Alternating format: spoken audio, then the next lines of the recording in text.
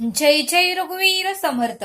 समर्थ म्हणतात की लोकांकडे जास्त लक्ष देऊ नका. समर्थ म्हणतात की लोक जर आपण चांगलं काम केलं तरी नावं ठेवतात आणि आपण एखादं वाईट काम केलं तरीही नावं ठेवतात. लोकांकडे लक्ष देऊ नका असं समर्थ आपल्याला ते सांगतात. कारण कारण आपण चांगलं काम केलं तरी त्यांना काही ना काहीतरी त्याच्यामध्ये कमी दिसतेच आणि एखादं वाईट काम केलं तरी ते नावं ठेवायला तयार असतातच असं समर्थ आपल्याला ते सांगतात. आणि म्हणूनच समर्थ म्हणतात की लोकांकडे जास्त लक्ष देऊ नका. त्यांच्याकडे लक्ष दिलं तर आपल्याला त्रास आणि दुःख हे आपल्यालाच होणार आहे असं समर्थ आपल्याला ते सांगतात. आणि म्हणून समर्थ म्हणतात की जास्त लोकांकडे लक्ष देऊ नका. जे आपल्याला करायचं आहे ते त्यांच्या बोलण्याकडे दुर्लक्ष करून आपल्याला जे काही साध्य करायचं आहे ते आपण केलं पाहिजे असं समर्थ आपल्याला ते सांगतात. समर्थ म्हणतात की बघा म्हणले, ज्यावेळेस आपण लिंबाचं लोणचं घालतो किंवा ज्यावेळेस आपण आंब्याचं लोणचं घालतो त्यावेळेस ते दुसऱ्या दिवशी आपण लगेचच ते खायला घेत नाही. कारण ते आंब्याचं किंवा लिंबाचं लोणचं मुरण्यासाठी कमीत कमी 6 महिने तर जावे लागतात. 6 महिन्यानंतर ते लिंबाचं किंवा आंब्याचं लोणचं व्यवस्थित आणि छान असं मुरतं आणि मग ते खायलाही खूप छान वाटतं. मग समर्थ म्हणतात की कुठलीही एखादी गोष्टीची जर आपण सुरुवात केली तर त्यामध्ये आपल्याला यश येईल असं नाही. थोडा कालावधी हा जावंच लागतो तरच यश येतं असं समर्थ आपल्याला ते सांगतात. समर्थ म्हणतात की बघा म्हणले, पेरूचं एखादं बी पेरलं तर दुसऱ्या दिवशी आपल्याला पेरू खायला मिळत नाही. जवळजवळ 1 वर्ष तरी जाऊ द्यावं लागतं. ते पेरूचं झाड मोठं होऊ द्यावं लागतं. मग ते पेरू येतात आणि मग ते आपल्याला खायला मिळतात असं समर्थ आपल्याला ते सांगतात. आणि म्हणून समर्थ म्हणतात की जर मुलगा शाळेत पाठवला, एखादा मुलगा जर पहिलीमध्ये आपण त्याला पाठवलं आणि दुसऱ्या दिवशीच आपण जर त्याला म्हणलं की तू कलेक्टर हो, तर तो होणार आहे का? त्यासाठी त्याला भरपूर काही कालावधी जावं द्यावा लागतो. त्याचं पूर्णपणे शिक्षण पूर्ण झाल्यानंतर मगच तो कलेक्टर होणार आहे असं समर्थ आपल्याला ते सांगतात. आणि म्हणूनच समर्थ म्हणतात की कोणत्याही कामाची सुरुवात केली की त्यामध्ये आपल्याला लगेच यश येईल असंही नाही. बघा म्हणले समर्थ, आपण जर कामाला गेलो तर दुसऱ्या दिवशी आपल्याला पगारही मिळत नाही. पूर्ण महिना भरल्यानंतर आपल्याला 1 तारखेला पगार मिळतो असं समर्थ आपल्याला इथे सांगतात. आणि म्हणूनच समर्थ म्हणतात की एखाद्या कामाची सुरुवात केली तर त्या कामामध्ये यश येण्यासाठी कालावधी हा जाऊ द्यावा लागतो. आपल्यामध्येही सातत्य पाहिजे, आपल्यामध्येही प्रयत्न पाहिजे, तर त्या कामामध्ये आपल्याला यश हे नक्कीच येईल असं समर्थ आपल्याला ते सांगतात. समर्थ म्हणतात की एखादी व्यक्ती आपल्याला सतत बोलत असते, एखादी व्यक्ती आपल्याला सतत त्रास देत असते, पण त्यांच्या बोलण्याकडे लक्ष देऊ नका. कारण त्यांच्या बोलण्याकडे जर आपण लक्ष दिलं तर आपल्याला त्याचा त्रास होतो. आणि म्हणून समर्थ म्हणतात की एखादं आपण हाती घेतलेलं काम पूर्ण करण्यासाठी आणि यश येण्यासाठी सतत आपल्याला प्रयत्न आणि सातत्यही ठेवलं पाहिजे, तरच यश येणार आहे.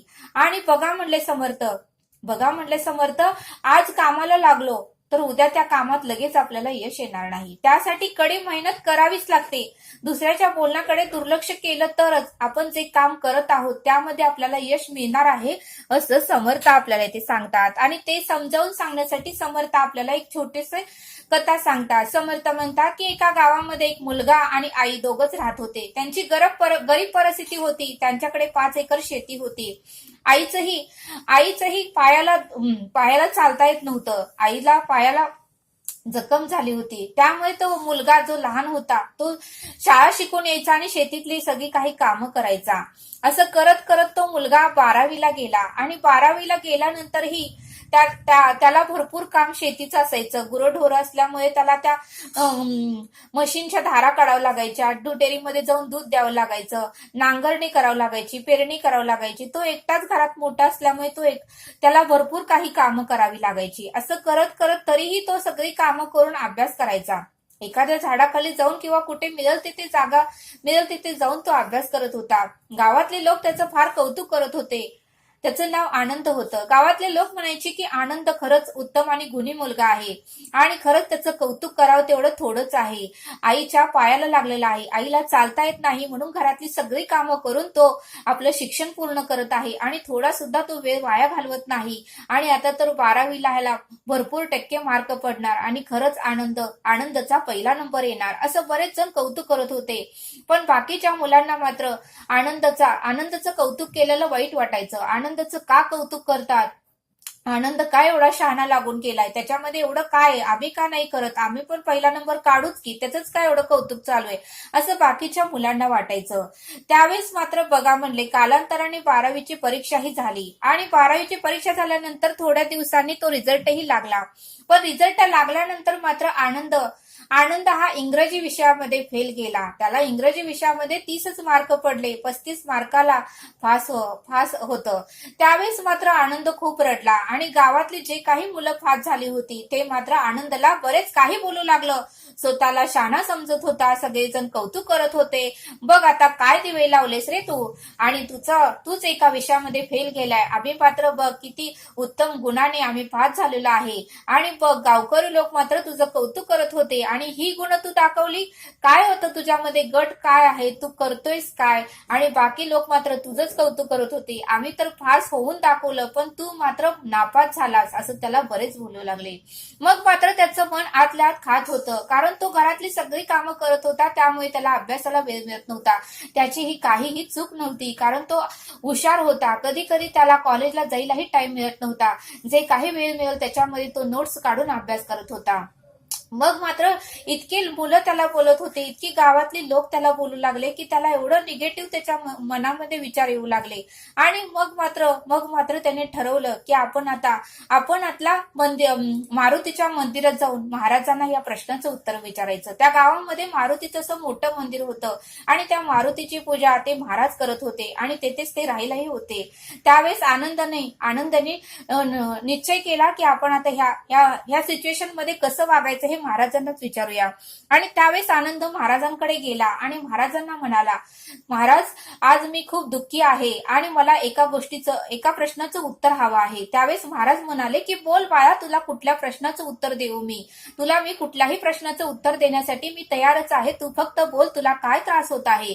त्यावेळेस आनंद म्हणाला, महाराज अशी अशी माझी परिस्थिती आहे, घरामध्ये वडील नाहीत, भाऊ बहीण नाही, माझी आई आहे, तिलाही गुडघ्याला लागलेला आहे, तिला चालता येत नाही, त्यामुळे घरातली सगळी कामं मीच करतोय. शेतीमधली कामं, धारा काढायच्या, डेअरीला दूध घालायचं, एवढी सगळी कामं करून मी अभ्यास केला आणि तरीही माझा एक विषयामध्ये मी नापास झालो. आणि नापास झाल्यामुळे गावातली सगळी मुलं माझी टिंगल करत आहेत, मस्करी करत आहेत, चेष्टा करत आहेत, नको नको ते मला बोलत आहेत आणि मला जेवणही जात नाही, मला कशामध्ये मनही लागत नाही. महाराज मी काय करू, मला वाटतंय की मी आत्महत्या करावी असं मला वाटतंय. त्यावेळेस महाराज म्हणाले, अरे आनंदा, हे लाख मोलाचं आपल्याला आयुष्य मिळालेलं आहे.